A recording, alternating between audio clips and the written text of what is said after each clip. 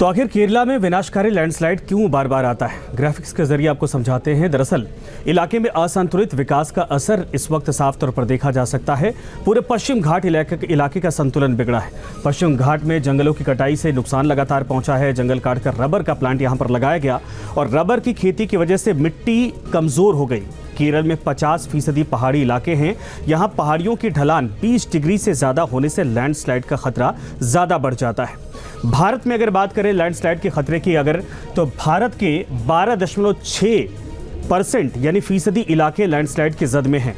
पश्चिम घाट और कोंकण पहाड़ी के लगभग 90,000 स्क्वायर किलोमीटर के इलाके को इससे खतरा पहुंचता है और इसी इलाके में केरल भी आता है। ये राज्य पूरा आता है। केरल में 36 साल में अगर बात करें तो 1, 2, 3, 4, 100-200 नहीं बल्कि करीब 6,000 से ज्यादा लैंडस्लाइड की अब तक खबरें घटनाएं हो चुकी हैं। पूरे पश्चिम घाट इलाके का संतुलन बिगड़ा है। पश्चिम घाट में जंगलों की कटाई से नुकसान लगातार पहुंचा है। जंगल काटकर रबर का प्लांट यहां पर लगाया गया और रबर की खेती की वजह से मिट्टी कमजोर हो गई। केरल में 50% पहाड़ी इलाके हैं। यहां पहाड़ियों की ढलान 20 डिग्री से ज्यादा होने से लैंडस्लाइड का खतरा ज्यादा बढ़ जाता है।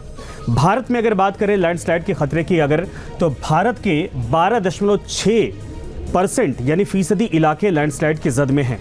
पश्चिम घाट और कोंकण पहाड़ी के लगभग 90,000 स्क्वायर किलोमीटर के इलाके को इससे खतरा पहुंचता है और इसी इलाके में केरल भी आता है। ये राज्य पूरा आता है। केरल में 36 साल में अगर बात करें तो 1, 2, 3, 4, 100-200 नहीं बल्कि करीब 6,000 से ज्यादा लैंडस्लाइड की अब तक खबरें घटनाएं हो चुकी हैं। न्यूज नेशन अब व्हाट्सएप पर खबरों के ताजा अपडेट के लिए न्यूज नेशन के इस QR कोड को स्कैन करें।